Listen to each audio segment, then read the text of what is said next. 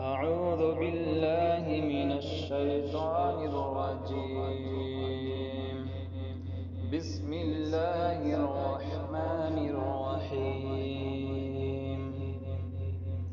فلا صدق ولا صلى ولكن كذب وتولى ثم ذهب إلى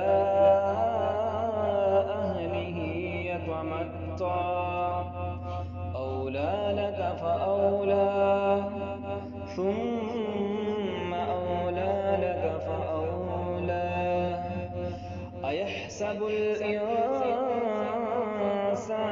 أن يترك سدى ألم يك نطفة من مني يمنى ثم كان علقة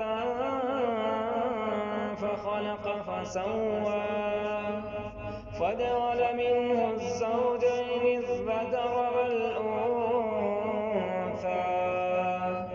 أليس ذلك بقادر على أن يحيي الموتى